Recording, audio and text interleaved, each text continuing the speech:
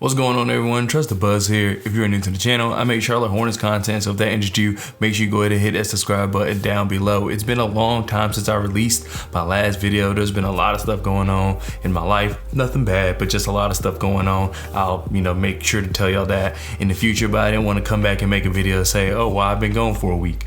We're just gonna get into the Charlotte Hornets content. So a lot of things have happened since I last recorded. The Charlotte Hornets won a game, and most importantly, Michael Jordan, Mitch Kupchak finally decided to put up the for sale sign on the Charlotte Hornets. Now, that means anybody could go, but for a long time, we thought our only real trade asset was Kelly Oubre. Kelly Oubre, while his numbers have not been the best in terms of efficiency, this has been one of the better years I feel like he's had probably in a while. He's looked really good.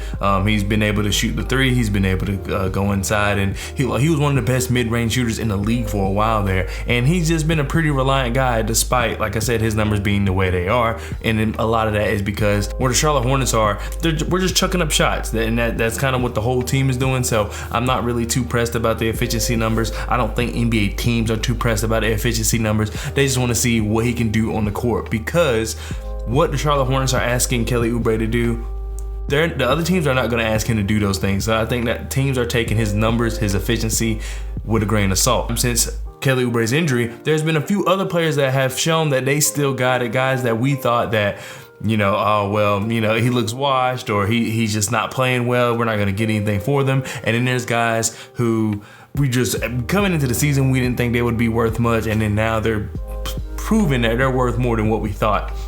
And so let's go ahead and get into that. Who is going to be traded first? Now, like I said, Kelly Oubre is injured. He should be ready around trade deadline, which I think is February 7th or February 9th. It's one of them. But he should be back by then. And teams are not worried about his injury, to be honest. I think teams more so see that as a precautionary, which is fine. Like I said, most teams are not going to ask Kelly Oubre to do for them what he's done for us.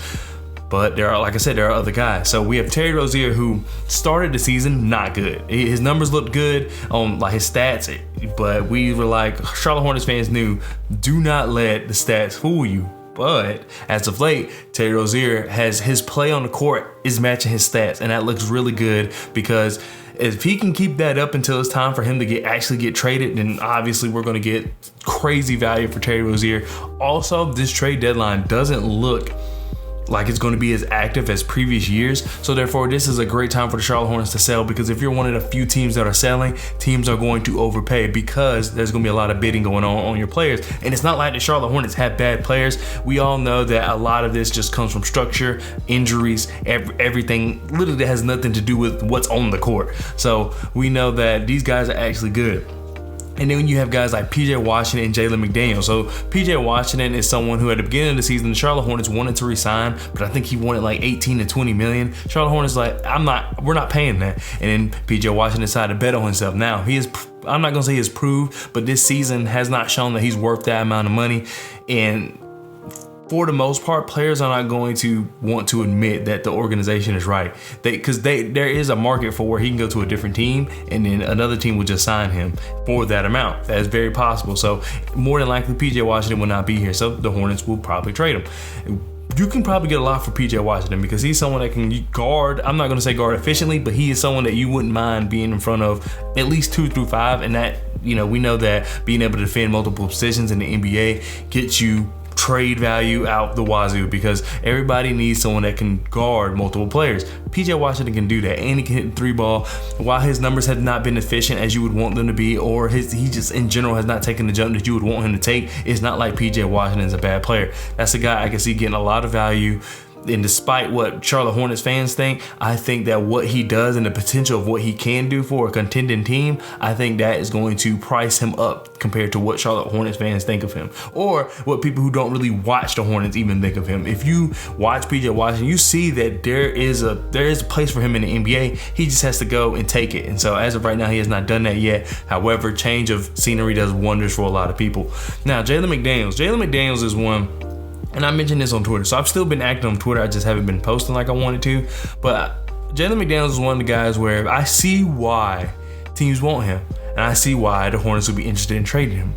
But he's one of those guys where if I could selfishly keep it would be Jalen McDaniels. And that's because the jump, I know that you can look at his age and be like, oh, well, he's not going to get that much better. But just the jump he's had the last 2-3 years is insane. He's becoming a player that you never thought he would be. It was a player that where you could see it based on his skill set, based on his, his length, his height, all those things. You could see where, okay, he could actually be a pretty decent player, but it didn't. You weren't surprised if it didn't pan out either. He was kind of in that weird middle awkward stage, and now he's shown that he can be a valuable role player. And as of late, he's been a starter and he's been good at it. So he dropped like 20 something the other night. So Jalen McDaniels is a guy that I really value and I would like to keep, but I definitely can see why teams would want him, and I can also see why he could actually command a decent price, because once again, he does exactly what PJ Washington does. And if you're looking to re-sign him, he's not going to cost that much. So if you're a team that's contending, let's say you're a team like in the Cavalier stage, right, where you have a great team, a team that's playing wonderful basketball with some talented pieces, and really you made a Donovan Mitchell trade not with this year in mind, but the next 2 years in mind. This is a part where you go get Jalen McDaniels. Now, I'm not trying to put a trade together, but I'm just saying for teams like that where you actually are looking better than you thought, so adding a piece could really help you now, but it's really more of a future move because that you can re-sign him for a low price. That is where Jalen McDaniels comes in. I think a lot of teams are going to bite on that because of the fact that he's not that expensive, and he's shown that he can play in almost any role because he's played in so many roles for the Charlotte Hornets. So that's a guy to really look out for, just because his need, not necessarily him as a player is going to command the value, but his needs for guys like him is what is going to command a lot of the value. So be on the lookout for what that trade package will look like for Jalen McDaniels if the Hornets trade him. I don't want them to trade him, but I can definitely 100% understand why. Next up, we have Mason Plumlee. So Mason Plumlee is a guy who I ragged on last year because it just seemed like, I don't know how to explain it. He would try to take the ball up the court and it just wouldn't work. Our team was too good for him to be doing the things he was doing. We had too many players who were good to just be having him kind of run the offense at times, run the fast break, or he had the ball too many times in his hand. We were too talented for that. This year, not quite the same due to injury and a lot of other things.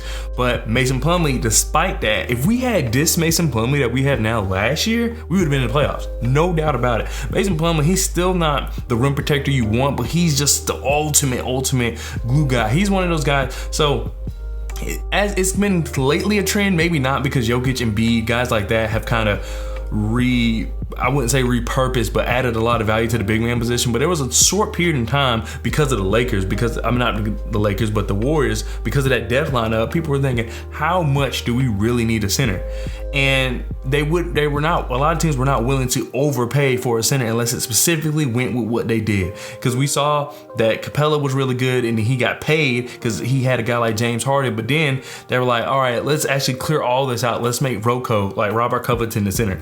And that kind of to an extent worked for them. So a lot of teams are just saying we don't have to pay centers big money. That's where a guy like Mason Plumlee comes in, because he is not that guy that's going to defend the paint very well. He's not the guy that's going to get you 2-3 blocks a game. He's not the guy actually he's been getting a lot of double-digit rebound games, but he's just typically not just the complete glass cleaner.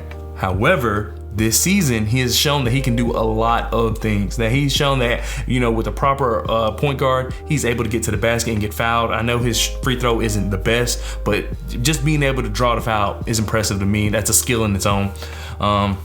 He's also shown that he can run the floor a little bit. So teams like the Warriors that want to just move and have everybody be able to move, that's a guy you would want. He's tenacious on the rebounds. Like I said, he's had plenty of double-digit rebound games. So Mason Plumlee is a guy who I really feel like could command a lot of value. Now, he is on the last year of his deal, so you have to, when I say command a lot of value for these specific players, you have to understand the situation they're in. So for a guy that's on the last year of his deal that's not a superstar, he can actually command a lot of value for what it's worth, for that position, for what he brings. That's kind of what I mean by bringing a lot of value. I'm not saying that it's not the same for every player, basically. So let me know who you think is going to get traded. This is just a quick, well, I wouldn't say quick because it's 13 minutes, but this is just a video where I want to explain the Charlotte Hornets trade targets. I don't know who's going to go first. To be honest, if I had to bet, I would probably say, I don't think it'll be Kelly Oubre anymore. I would probably say Jalen McDaniels, PJ Washington, one of them two probably will go first because they have been healthy. You know what they bring to the table. And on a team that doesn't really require them to be as good as I guess we as Hornets fans would hope they be, what they do is just very good. Like, we just need them to do a lot more because we're, injuries and then just guys not playing up to par. So we're asking a lot of them. But if you just kind of ask them to play a certain role and stick to that role, because I've said plenty of times, one thing that's unfair for PJ Washington, in my opinion, is that he's never played the same role. He's always asked to do different things every single year. So I could imagine how difficult it would be to adjust and kind of be what the player they want you to be when they change what they want you to be every single year. Probably even like throughout the year they change what he wants to be. So I can see if he goes to a more stable organization, a more stable lineup, that he could end up being a really valuable player. And I feel like teams know that. Teams like the Miami Heat could use him. Teams like the Clippers could use him. A lot of teams could use a guy like PJ Washington, Jalen McDaniels. So I think one of those two guys are going to be going first. I still think there's hope for Kelly Oubre to go first, but I know that after the injury, it just may take a second. And we are all running out of time because as I'm recording this video, it's January 21st. So I don't know. But anyway, let me know what you think down in the comment section below. Please feel free to just talk hoops, just because that's what we like to do on this channel. And I'm probably gonna have some more content, but I am gonna be consistent and not consistent for a little bit just because I do have stuff going on. Like I said, nothing bad, but it's just not gonna be as easy for me to record videos like I want to. But then once I get settled, I'm really taking it seriously and going to upload a lot more. So anyway, let me know what you think of these trades. Well, I didn't actually give any trades, but let me know what you think of just how valuable these players are, because that's kind of what I'm talking about, what they can bring to other teams and who I think is going to get traded first. Like I said, I think it's going to be Jalen McDaniels or PJ, but let me know what you think down in the comment section below, and I'll see you guys next time. Peace.